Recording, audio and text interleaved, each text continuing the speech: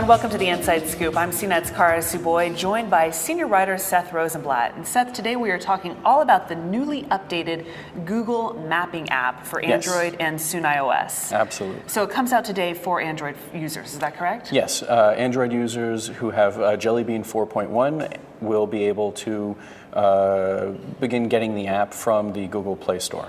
What would you say is the biggest, most noticeable difference between this version and previous? Oh boy, there's a lot of differences. There's a new look that they announced at Google I/O. There's also some new features that they also announced back in May.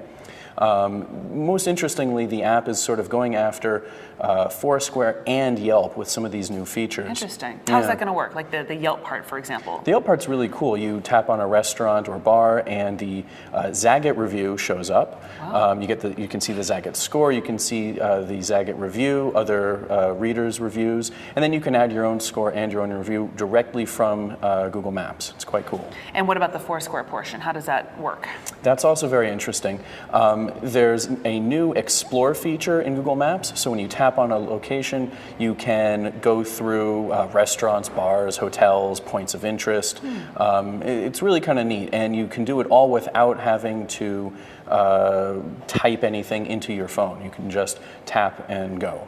Now, what about for those of us users who just want a good mapping app that doesn't steer me in the wrong direction? Right. Does this beef up those features, or give me better traffic data, things like that? Absolutely. Although Google just bought Waze, which is known for its crowdsourced maps, none of those features have filtered into this version yet. Okay. But what we do have in this version is a real-time traffic rerouting option. So if it detects a traffic jam up ahead, it'll notify you that there's a jam and then offer an automatic reroute. You tap the phone once, it gives you a new way to go. I like that. That sounds very useful. It's interesting.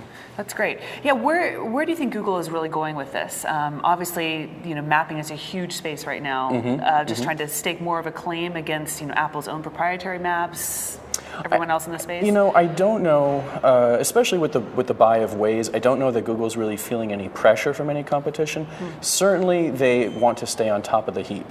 And some of the features that they've included, such as a new feature where you can shake the phone and it will automatically pop up the feedback option where you can let Google Maps know that there's a bad photo, that there's an inaccurate placement of something, or an error in even a transportation schedule.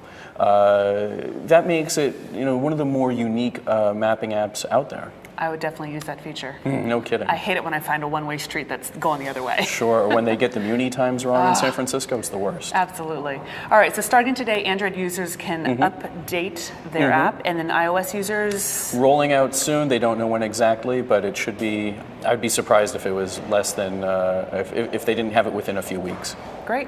Senior writer Seth Rosenblatt, I'm Cara Suboy. Thanks for watching The Inside Scoop.